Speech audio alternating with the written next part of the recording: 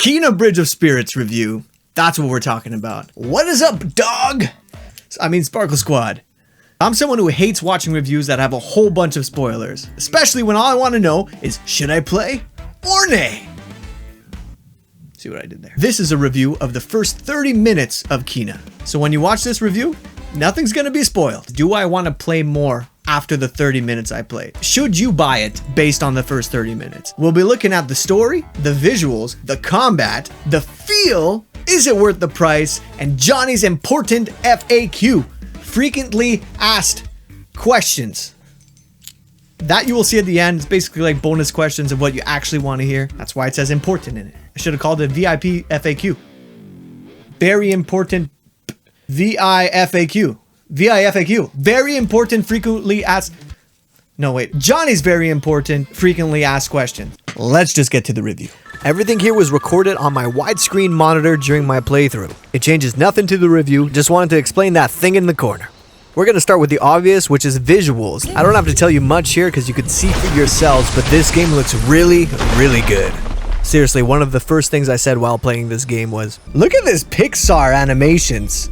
A little bit of Pixar, a little bit of Studio Ghibli, and a little bit of this is what Pokemon's supposed to look like. The gameplay to cutscene is pretty fluid, a bit less on the widescreen as you can see here where it goes 16:9 for a second.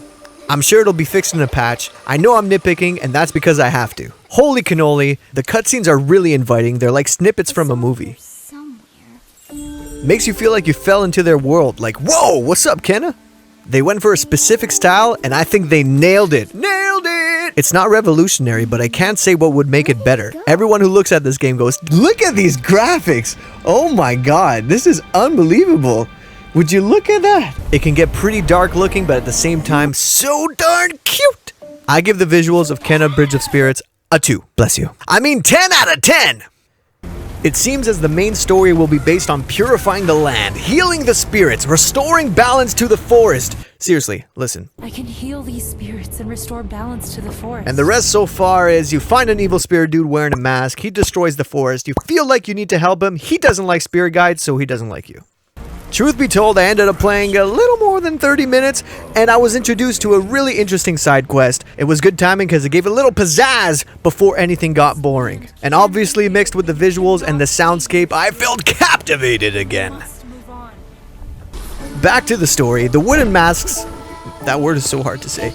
The wooden masks are pretty significant in this game. Within them lies a spirit. They're putting a lot of emphasis on it, so it seems they're going to be a strong part of the story. The first mask you get grants a new ability, so could there be more? I'm hoping so. It's really captivating. I'm just wondering, would it give me the same effect if the visuals weren't as perfect? So because of that, I give the storyline a... Oh, look how cute that is. Wow. I'm going to give it a 7 because you can't really tell if a story is good from the beginning, but they seem to know what they're doing. Now for the combat. Everybody was Kung Fu fighting! There seems to be no Kung Fu fighting in this game. You got a staff, and that's what you're gonna use. Well, I can tell you it's not the only weapon you're gonna be able to use. I know this because while I was changing my button controls, I was also able to change the button layout of this so-called other weapon. I'm not gonna spoil anything, but I will tell you that it's not a sword, it's a different combat style weapon. You can fast attack, heavy attack, special attack with the rods, block, and parry. Your rod special attacks require courage, which is their stamina. It's fairly basic combat, but it's not boring. Look at me! Yo, this is like scary. This mini boss fight was basically to teach you how to parry. And honestly, it could just be me, but it was really rewarding to finally get it. Oh, I did the parry! From what I see, they're going to make you try to learn the boss's moves and timings. It reminds me of the good old Zelda days. I do wish there was a drop system where if we defeated an enemy, they would drop like a valuable item or maybe or chance drops. Not sure if that's going to happen, but I do know there is a shop, so maybe we'll see. I'm hoping to see more reason to grind enemies. I usually like it when there's a level up system in place, but right now it seems the only way to level up is by finding more rods, which is weird because when you do level up, you're able to unlock new moves, dash attacks, or new heavy attacks, you know what I mean. Combat? Huh, I ain't hungry. I just ate! It got me asking for more, which was really nice considering I was afraid the controls were going to be a little bit too basic. There's really nothing wrong with the combat, I just personally like it when there are different weapons and armor you can wear or find, or, you know, just give me a boomerang. Alright, one of the biggest reasons to play a game is the feel. How do you feel playing the game? What is the gameplay like? How does it feel in general? The feel. The claw. No, not the claw, the feel. Let me know if you got that reference. It feels like it's an open world. So far it isn't. It's still pretty linear, but maybe there will be something similar to the wild area in Pokemon Sword and Shield a bit later on where you can go live free. It's such a beautiful world. It feels like a AAA game, but I heard it's from an indie studio and it's their first game that they shot out like this. Everything flows. They did exactly what they wanted to do well. You can't say anything was wrong what they did. All the choices they made, I'm pretty sure is just preference and opinion. Sometimes a game has all these cool little features, but actually playing the game itself doesn't give you that proper feeling. This game does. Not going to count the bugs because I feel like they're going to patch that. There were some points where it felt slow. I know it's an adventure game, but I was looking for a little bit more excitement. I found myself getting tired of looking for any secret items, and let me tell you, that's usually the fun part for me. Maybe it's because the items or findings didn't feel that rewarding. So because of that, I give it a 7.5?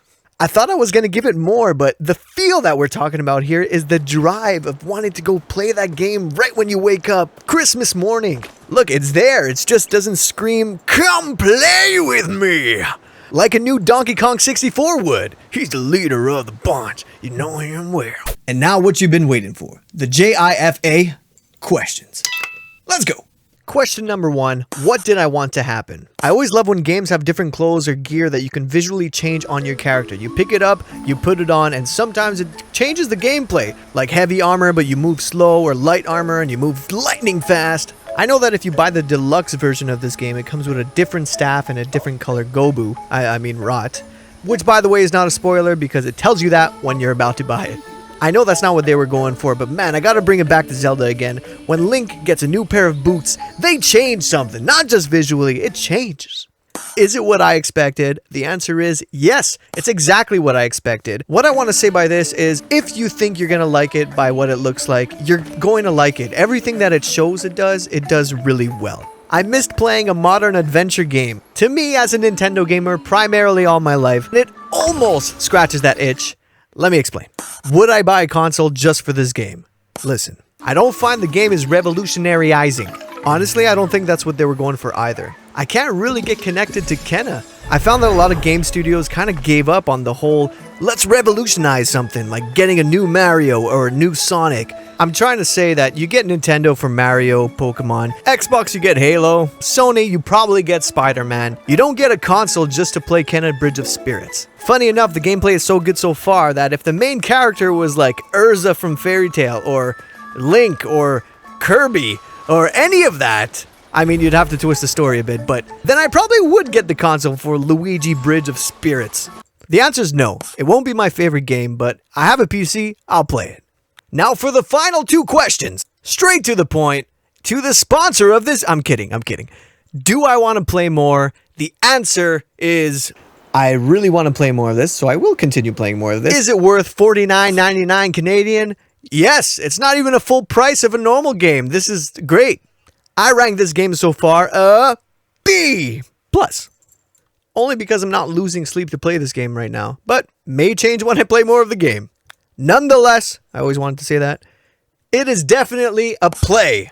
That's good. That means it's a goodbye. Not goodbye. Stay here. Not goodbye. Did that answer all your questions? I hope it did. And if it didn't, tell me why. Ain't nothing but a heartache. Tell me why. As I mentioned, this is all based on the first 30 minutes of the game, which I did do a playthrough for. So if you want to see my literal first reactions, you can click here, I think. I hope you enjoyed what you saw, what you've seen, what you've done. You didn't do anything. It's the first review of the channel, so please let me know if there's anything that I missed out, or if you wanted to see something or me to talk about something that I did not. I understand most of you don't play PC games, so I will be playing this on the Twitch that you can follow, link in the description. Yeah, splack a like, throw a comment. This is Jawny. I love you. Goodbye.